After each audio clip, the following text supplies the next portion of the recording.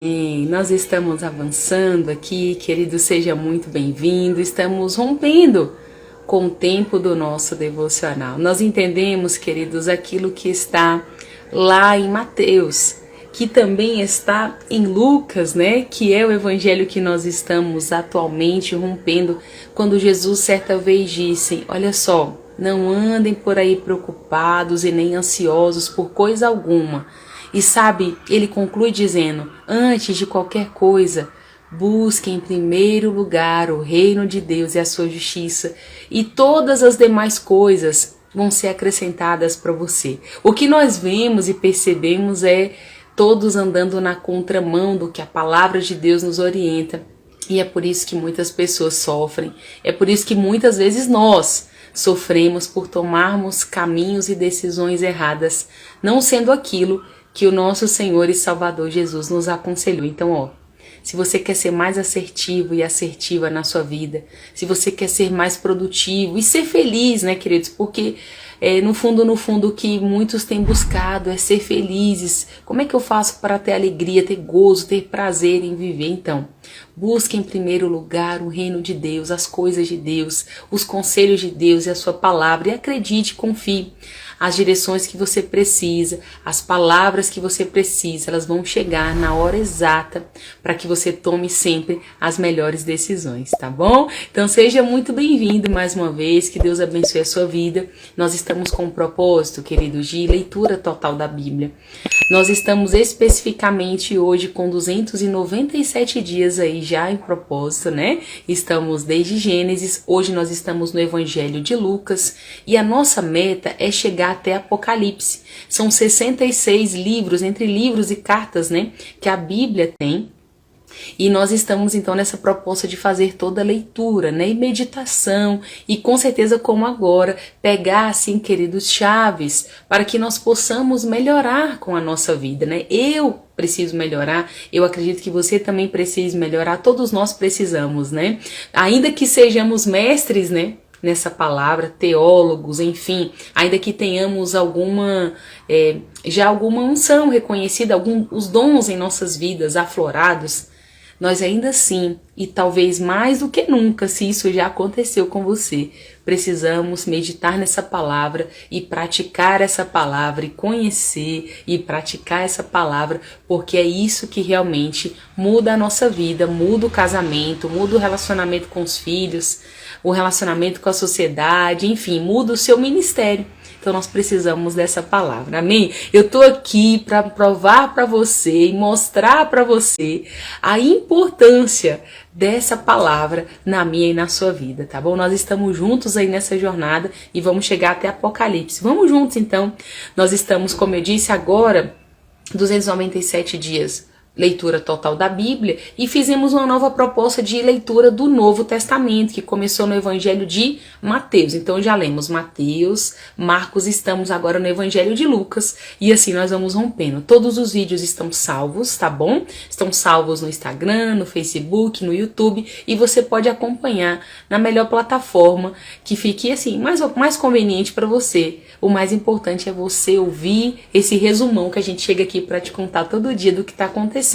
E logo depois você meditar também naquilo que nós estamos propondo para você, tá bom? Então vamos lá, sem mais delongas, nós vamos então hoje dar continuidade. Paramos no vídeo anterior, capítulo 11 do Evangelho de Lucas. Hoje nós vamos dar continuidade a partir do capítulo 12. Então, dando assim um pequeno resumo do que estava acontecendo no capítulo 11, nós finalizamos ali. Jesus estava naquele momento, bem no finalzinho do capítulo 11, censurando ali, condenando a hipocrisia dos fariseus e dos peritos da lei. Então ele vinha já no finalzinho do capítulo 11 contando, né, a respeito deles, o que eles praticavam, enfim. Então ele continua aqui nos 3 primeiros versículos do capítulo 12, também alertando os discípulos para que eles tenham cuidado, né, com esse fermento dos fariseus. Então há esse alerta aqui, e Jesus se referia realmente à hipocrisia deles, né? E aí Jesus então continua no capítulo 12 dizendo a todos: olha, não temam os homens, não temam porque eles podem apenas, né, matar o corpo, mas vocês devem temer aquele que pode matar o corpo e também pode lançar a pessoa no inferno. Jesus disse isso e ele continuou dizendo, olha, não tenham medo deles, pois se Deus não se esquece dos pardais, né, porque tem ele dá esse exemplo também aqui no capítulo 12. Se Deus não se esquece dos pardais, que tem um valor muito menor, ele com certeza não se esquecerá de vocês. E tem algo interessante que eu menciono muito no meu dia a dia, né? Falo muito. E é bem aqui no capítulo 12 que é mencionado, onde Jesus disse que Deus sabe até mesmo quantos fios de cabelo nós temos na cabeça. Então, ou seja, Deus conhece cada um de nós, mas ele conhece de uma maneira tão detalhada, que ele sabe até mesmo quantos fios de cabelos nós temos na cabeça. Então ele diz, não tenha medo, eu cuido de vocês. Se eu cuido dos pardais e dos passarinhos que tem um valor muito menor, não vou cuidar de vocês? Amém? Então fica aqui para você esse sinal, né, de cuidado do Senhor aí que está sendo mencionado aqui no capítulo 12. Bom, e ele continuou dizendo algo bem importante, falando o seguinte, ó, quem me confessar diante das pessoas, eu também o confessarei diante dos anjos de Deus. Porém, quem me negar diante das pessoas, eu também os negarei diante dos anjos de Deus. E aqui tem a parábola também, queridos, do rico insensato. Esse rico insensato é o seguinte, ele tem os celeiros pequenos, né? E ali Jesus dando esse exemplo, então ele pensou, o que eu vou fazer? O rico insensato pensando, eu vou aumentar, vou derrubar todos esses meus celeiros que estão pequenos, vou aumentar, vou guardar tudo, né? Deixar tudo em depósito, porque assim ele chegou a uma conclusão pensando, eu vou guardar o suficiente para os próximos anos, vou viver descansando, comendo, bebendo, se alegrando, enfim, vou ficar legal, né? Esse rico insensato pensou. E aí, então Jesus termina dizendo, louco, você é um louco, sabe por quê? Você vai morrer hoje. Olha que situação. Então ele está dizendo, sabe por quê? E quem é que vai ficar com tudo isso que você plantou? Mas o que Jesus estava querendo mencionar? Ele estava dizendo que isso acontecia porque ele estava pensando em acumular riquezas para si, mas ele não era rico para Deus. Então nós vemos nesse capítulo o Senhor falando muito a respeito disso, e ele também, inclusive, logo mais abaixo vai falar acerca das preocupações da vida, porque muitos, queridos, realmente ficam preocupados com o que vão comer, os seres humanos, nós, né, quem nunca passou por isso, né, quem nunca esteve num dia assim, mas entenda o que o Senhor está nos convidando a viver, a vida que ele está nos propondo viver. Ele está nos dizendo, olha, não seja como esse rico insensato, certo? E também não seja não fique por aí ansioso e nem preocupado pensando o que eu vou comer, o que eu vou beber, o que eu vou vestir, né? E aí ele dá um exemplo dos passarinhos, mais uma vez, dizendo, olha para os passarinhos, para as aves dos céus. Elas não plantam, elas não ajuntam em celeiros, porém o seu Pai Celestial cuida delas. E aí ele faz mais uma vez uma comparação, dizendo, será que vocês não têm muito mais valor do que esses passarinhos, né? E o outro exemplo que ele dá é falando acerca dos lírios do campo, dizendo que eles são tão belos, né, se vestem, são tão lindos, e eles também são assim, estão lindos aqui agora, mas logo secam e morrem. E ele faz mais uma comparação, então será que vocês também não têm muito mais valor? Ou seja, nem mesmo Salomão com toda a sua glória se vestiu de maneira tão linda e tão bela, e aí ele mais uma vez faz esse alerta para nós, que nós devemos entender, queridos, que ele cuida de nós. E ele faz esse alerta, que foi o que eu comecei falando também no nosso devocional de hoje, no versículo 31, dizendo, então busquem em primeiro lugar o reino de Deus, a sua justiça, e todas as demais coisas vão ser acrescentadas na sua vida. Porque a humanidade, queridos, fica se cansando, ele está dizendo, correndo atrás da comida do dia a dia, mas Deus conhece a necessidade de todos. Então eu queria que você soubesse que Deus conhece a sua necessidade, a minha necessidade, e a expectativa dele é que nós venhamos realmente buscá-lo em primeiro lugar e confiar nele, queridos, porque ele conhece as nossas necessidades, amém?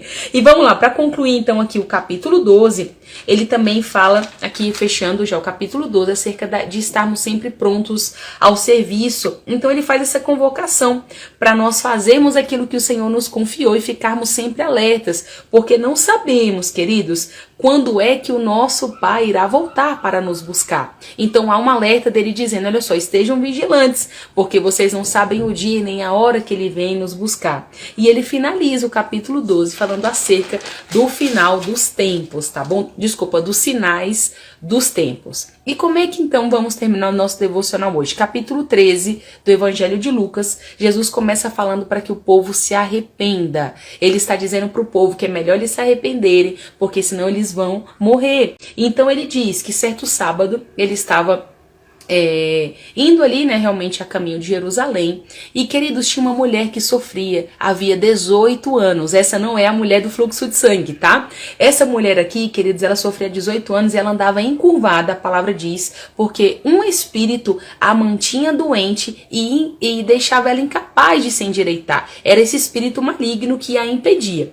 Ok, então o que aconteceu? Ela foi curada por Jesus. Jesus, então, né, chama a mulher, liberta essa mulher, né, deixa ela livre, né, dessa doença, e ela logo, queridos, começa a louvar e engrandecer ali ao nome do Senhor. Porém, como isso era num sábado, a palavra vai dizer que o dirigente da sinagoga ficou indignado. Poxa, tem 6 dias para você poder curar, tem que ser hoje, tem que ter dias específicos para que elas venham, para que as pessoas venham ser curadas. E começou ali, né, a falar um monte de bobagens, que é o que está no capítulo 13. Jesus então chama ele de hipócrita e você precisa concluir aí o capítulo 13 com cada detalhe do que Jesus então falou para ele, tá bom? Outra coisa importante que tem no capítulo 13, vai falar sobre a parábola do grão de mostarda e do fermento, sendo comparados aqui, querido, o reino de Deus sendo comparado a um grão de mostarda e também sendo comparado ao fermento. Queridos, é maravilhoso. O resumo é que, claro, um grão de mostarda plantado na horta, ele vai crescer, vai virar uma grande árvore e ali vai se tornar abrigo, né, para o ninho, para os passarinhos, né, e também a mesma coisa do fermento, que sendo colocado na massa, ele vai se misturar com toda a massa e vai fazer a massa crescer. Então, um reino comparado ao grão de mostarda e ao fermento, tá bom?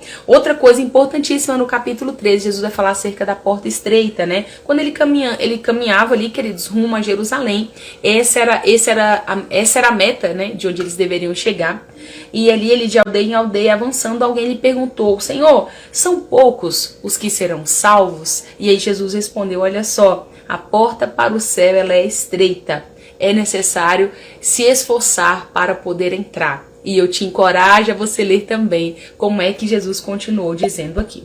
E enfim, termina com um lamento profético aqui no capítulo 13, né? Jesus falando acerca de Jerusalém. Ele dizia o seguinte: Jerusalém, ó Jerusalém, cidade que mata e apedreja aqueles que são enviados para socorrê-la.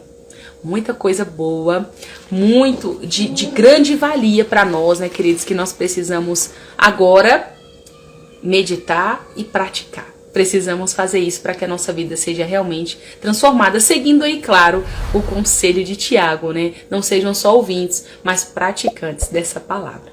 Amém? Então eu vou ficando por aqui, nós vamos dar continuidade então nos nossos próximos devocionais e claro, eu encorajo você a vir comigo nessa jornada até Apocalipse, tá bom? Um grande abraço para você. Tchau, tchau.